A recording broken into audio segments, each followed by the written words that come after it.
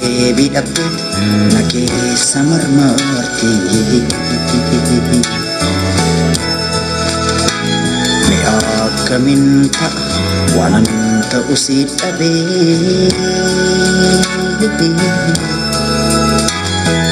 afe bulu ya dusi ya dakonda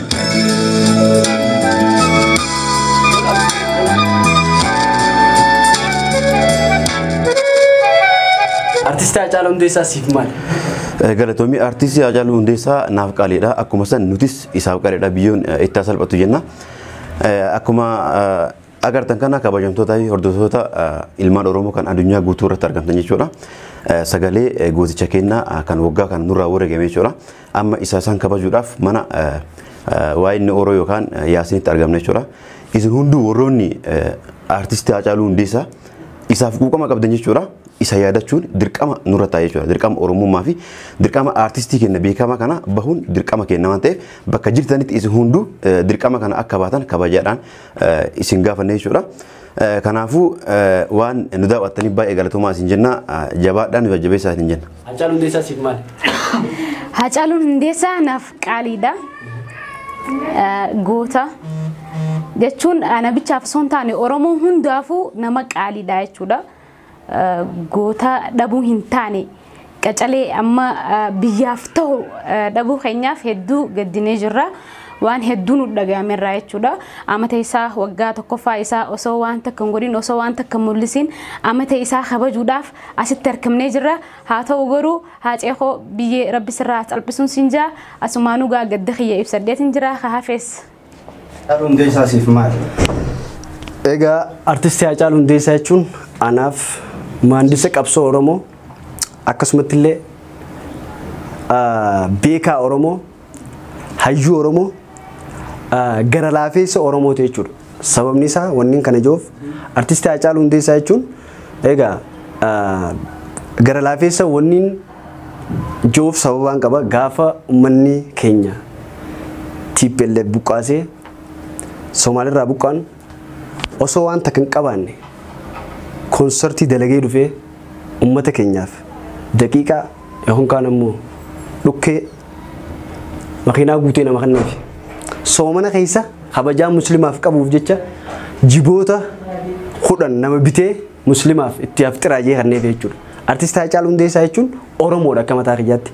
Haa ta'u garuu artistiin qabsoo Oromoo kanarra wareegame isa qofa osoo hin taane eebbisaa addunyaatu lafarra harkifame. Usmaayyoo Muusaatu osoo jaartiin isaa haati mana isaa maneedhaa deemtu duute ijoollee isaa nama guddisuu dhabeeti ama 8 eegee hidhamee booda waggaa 8 booda eegee maneedhaa raabee baatii 2 taa'ee wareegame jechuudha. Daadhii Galaaniitu itti wareegame qabsoo kanarratti. Saniifuu dhaamsiin boodarra qabu uummata Oromoodhaa harka tokko taatanii xiinxaloota siyaasaa akkasumatti illee warreen siyaasaa oofna doktoraa fi piroofeesara dhageeffachuu osoo hin taane sirba artistii Haacaaluu Hundeessaa tokko yoo nuuf dhageeffattan ganama dhageeffattanii galgala ni bilisoomtan jeetii yaada. Aan artistii Haacaaluu Hundeessaa na biratti kitaaba beekumsaati kitaaba hin dhumne saniifuu biyyeen itti salphattu. Artistii Haacaaluu Hundeessaa siif maal? Haacaaluu Hundeessaa anaaf lubbuu qaalii hedduu na bira nama qaaliidha. Musha na bira bichaa osoo hin taane Oromoo hunda bira qaaliidha inni. Haacaaluu akkana jechaan isaan ibsu hin qabu. Haacaaluun jecha akkana jaanii tokko tokkoon ibsitee fixuu dandeessuu miti.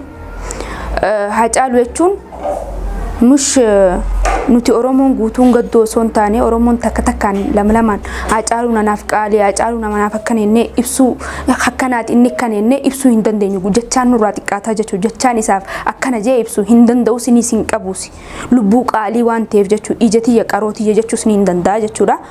Waan isaan ibsu waan hin qabneef jecha jechuudha. Haacaaluu rabbi biyyee sirraa sablisu nutis siif gaddinee lakki akkana siif jennee siif gaddoo osoo hin taane kaayyoo kee galmaan geenya jeetiin abdii qaba inshaallah kaayyoo tee galmaan geenye har'a jechaan ibsinuus booda waan ibsinuun inshaallah akkasuma jechuudha. Artistii Haacaaluu Hundeessaa siif maal? Artistii Haacaaluu Hundeessaa naaf qaalii Oromooti. Qaaliillee qaalii kan achaan usanii akkasuma ta'e arraan tana gartee waan ana qofa osoo hin ta'in gartee ilmaan Oromoodha yuutuubaroonni Yemen guutuun isaanii arra gartee bakka takkatti gartee walitti qabamne qalbii keessatti yaadachuurra jira. San osoo hin ta'in gartee hunda mush guyyaa arraa qofa osoo hin ta'in Hacaaluu Hundeessaa qalbii ilmaan Oromoo hunda keessa jira. Garuu arraan tan ammoo amata tokkoffaa gartee inni itti addunyaa kanarraa boqote san sababeessitee as gartee hundi keenya walitti gartee walitti qabamne as jira jechuudha. Artistiin Hacaaluu Hundeessaa si dhuunfa. Artistiin Hacaaluu Hundeessaa akkuma beekamu anaaf ija kooti, gurra kooti, abbaa kooti, obboleessa kooti. Kana waan ta'eef artistii Hacaaluu Hundeessaa gadduma isaatiif har'a iddoo kanatti walitti qabamne garuu hedduu gadda guddaa turatti dhagame akkasumas saba Oromoo irrattis gadda guddaa dhagame jechuudha.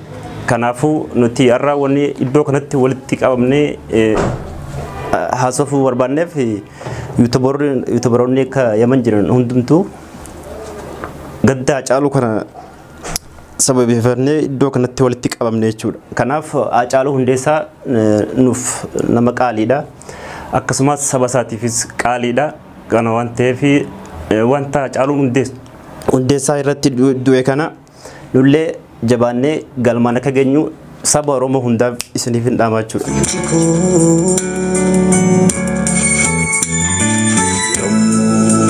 Lafa ga'u waan rafuun se'aa narrafee firrafne jechuufis ciisa qorran jira maqumaa fanciisa maalarrafaa miti gaaffii deebii dhabdee na keessa marmarti me akkamiin ta'a waan ta'u si dhabee rafee bulu yaadusi yaada koondaa dhabee.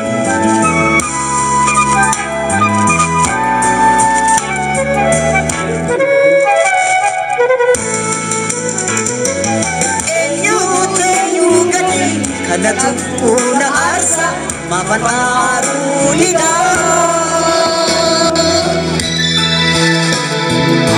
anergamu male irgachuni dadhabe kanafera fudida enyutu gani kanatu una arsa mafanaru lida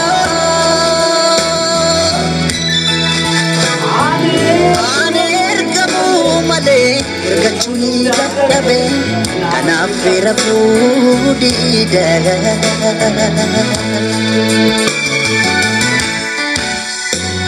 garaan koo rakkate rakkina faarsiti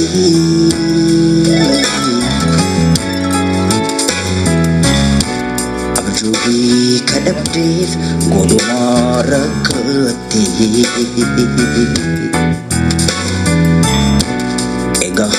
amma yoomiitti gadadoo jiraatti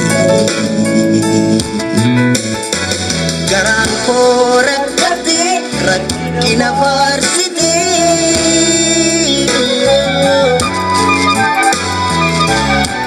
abjuubii kadhabdeef odumaa rakkatti egaa amma yoomiitti gadadoo jiraatti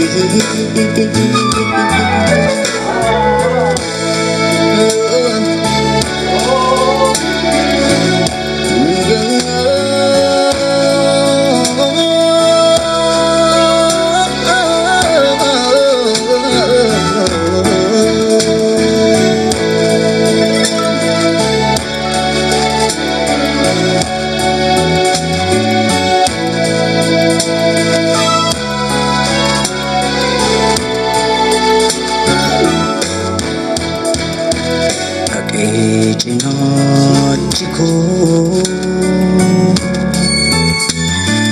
yommuu lafa ga'u waan rafuun se'a narrafee hin rafne jechuufis ciisa koorran jira makuma fanciisa maalarrafaa miti gaaffii deebii dhabdee na keessa marmarti mi akkamiin ta'a waanan ta'u si dhabee rafee bulu yaadusi yaada koon dadhabee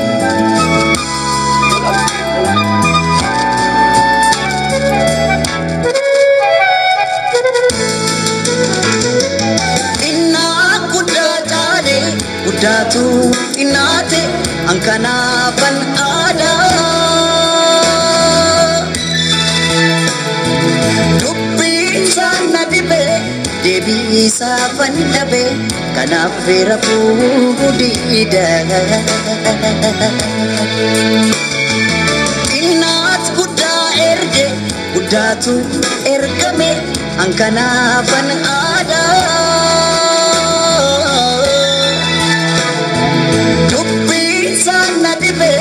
Debi safan dabe kana vera pudida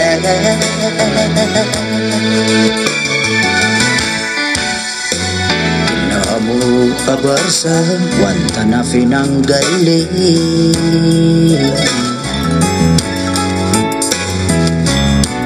Iraanu didi maaf jala elade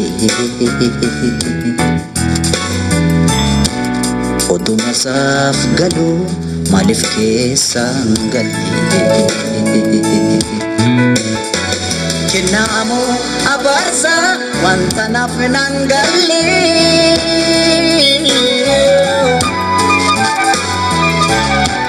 Irra aanu didi maaf jala eena wade Otuma saaf galu Maalif keessaan galle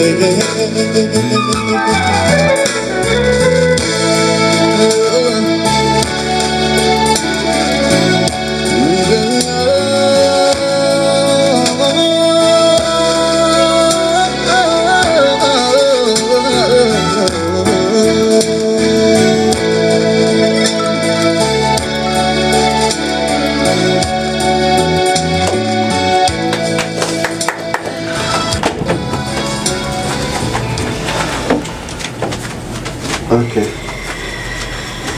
Fandal.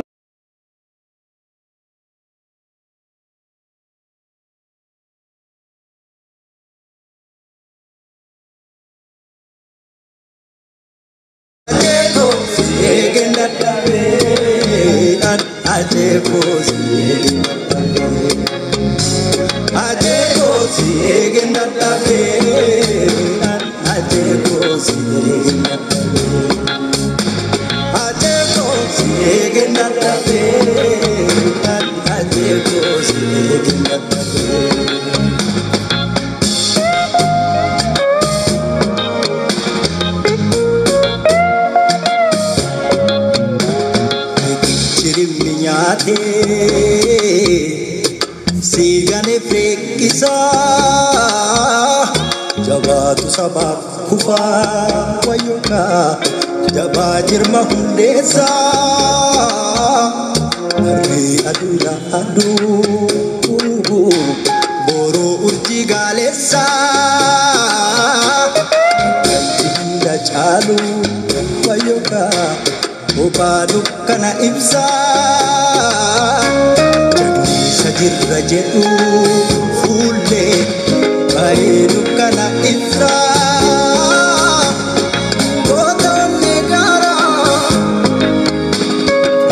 maani nyaaru satu nyaara Ayyuun sammuu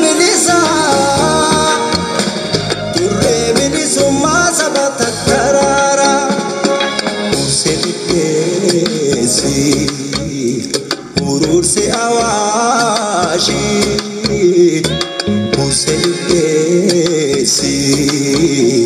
Urursi Awashi Ajeko Bagil Mudugati Ajeko Kamso Ajeko Bagil Mudugati Ajeko Kamso Ajeko Bagil Mudugati Ajeko Kamso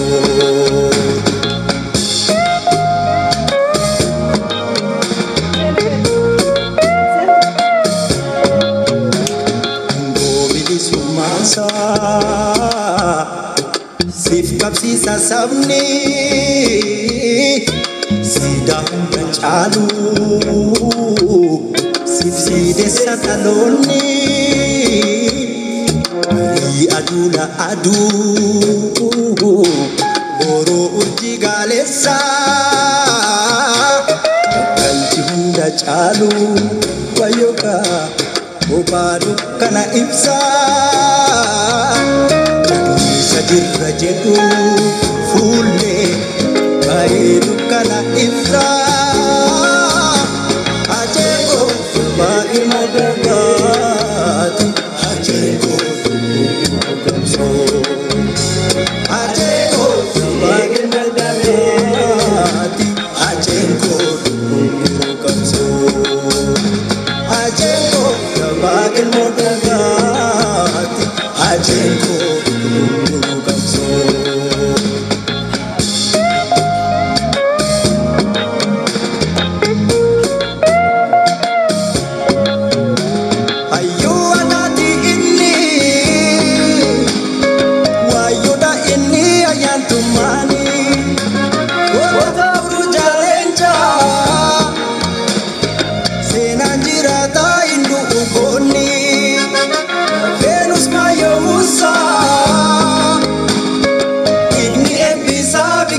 Chalu inni kansasi